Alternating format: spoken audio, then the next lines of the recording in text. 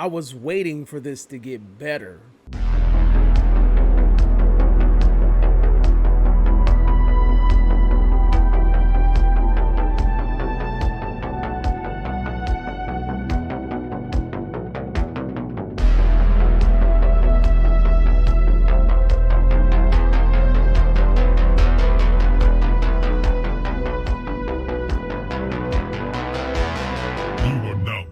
The Cinema Chop Shop. What's going on, everybody? It's David from the 80s, and you are now entering the Cinema Chop Shop, so park your ass right there. And while you're there, don't forget to hit the like, the share, and the subscribe button to today. And today, we are here to review I Know What You Did Last Summer, the 2025 requel. You know what I'm saying? So, this movie is a reboot sequel, or honestly, is really just kind of like a sequel. But anyway, let's get into it. So, basically, if you've seen I Know What You Did Last Summer, that's exactly what this damn movie is. It's just I Know What You Did Last Summer 2.0, exactly the same movie, straight up. Like, there's like absolutely no difference between this movie and the original movie outside of the fact that there's probably just some different kills. Now, the problem that I have with this movie is that this is the problem I have with the movie. Let me backtrack a little bit. The original I Know What You Did Last Summer was not the greatest movie, all right? When I saw it when I was younger, when a teenager, I liked it, easily entertained, adolescent, you know? Something that you pop in, enjoy, boom, done, right? It was fun. And it was right off the cusp of Scream, so it was like, you know, hey, I had a lot of fun with this. The problem with this movie is, like, when you go back and rewatch I Know What You Did Last Summer, the original, it doesn't age well. It's not a good movie, right? And it really did not age well at all. So this movie had an advantage because it doesn't necessarily have to be really great in order to be better than the original. I honestly just said, all you got to do is make this a gory ass movie. Don't skip on the blood splatter and you're great. But too bad the best kill in the movie is the one that they show in the trailer. If we would have got maybe 7 kills exactly like that, I feel like this movie would have been a whole lot better.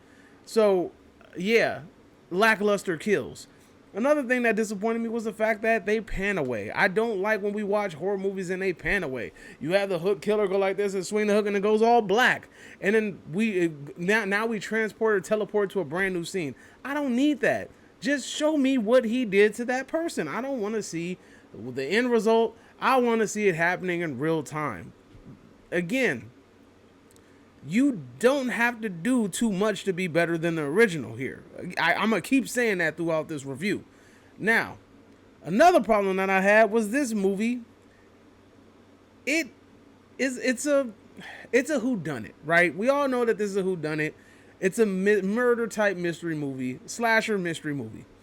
The problem is that they kind of basically tell you who the killer is, like, at the beginning of the movie. Like, once the ball gets rolling and, you know, this new whole killer concept is introduced and the events that happened in 97 are unraveling all over again, you have a scene in the movie that basically tells you who the killer is.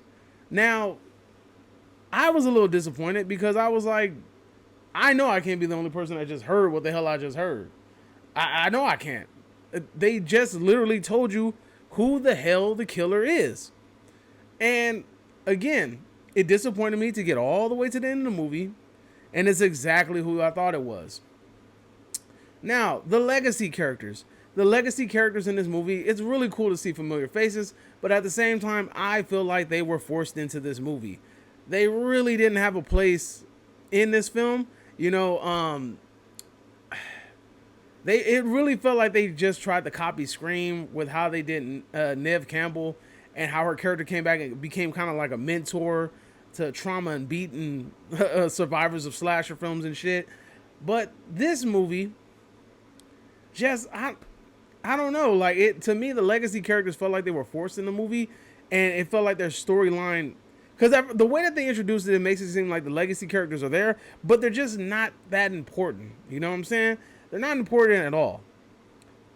And throughout the movie, they start to give the legacy characters a little bit more legs, you know? They give them a little bit more leeway. And as they're kind of like being embedded into the story, you're kind of like, they really don't fit in this story. Like, you know what I'm saying? Like, I get what you're doing, but at the same time, like, especially when you get to the end and you get to the big reveal, it's kind of like, it feels pointless. You know what I'm saying? So I think that this, and it's crazy because this movie's getting, the first couple of reviews that came out for this movie, it's already kind of getting backlash from like actual movie critics, but the general audiences that have seen this movie are tending to like this movie. But I'm not one of those general audience members that like this movie. I really thought that they could have done a whole lot better with this movie, and I was really disappointed with the final product that we got. You don't have to do too much to make this movie better, like I said.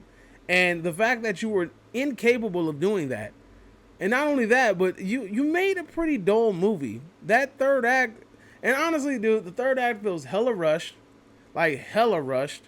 And then on top of that, it felt like it just was dumb. It was a really stupid, really dumb third act. I thought that it wasn't interesting. It wasn't entertaining. I thought the third act sucked. I think the killer reveal sucked. You know, I mean, I get why. It sort of makes sense. But again, you kind of you telegraphed it earlier on in the film who the fucking killer is. Way too obvious. You know, it's too late, right? Again, I really think that this movie could have done better, but at the same, and it sucks because I like the fisherman. I like his design. I think that he has a cool aura about him where he can be a fantastic, like, you know, horror icon. But it sucks that we ran this movie back and this is it. This is what we got. And they're trying to, and then this movie is hoping to get a sequel.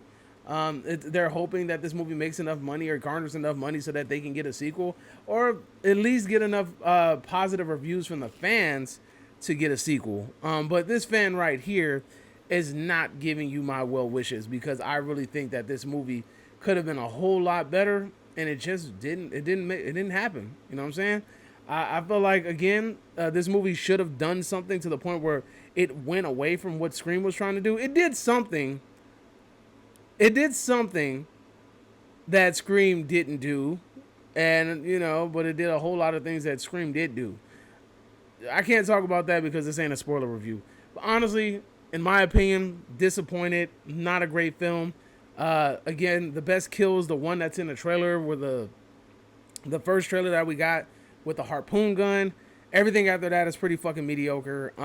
And I don't know. I just wish that they really would have took the time to try to make a really good movie, instead of feeling like they wanted to cash in on the requels, reboot sequels, later down the line sequels, whatever the hell this movie is considered.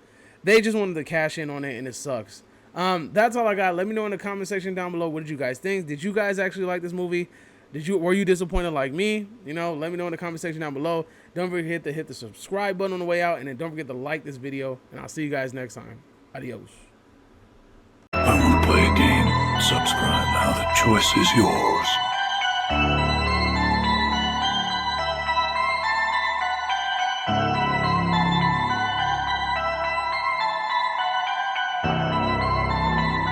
You're now exiting the cinema church.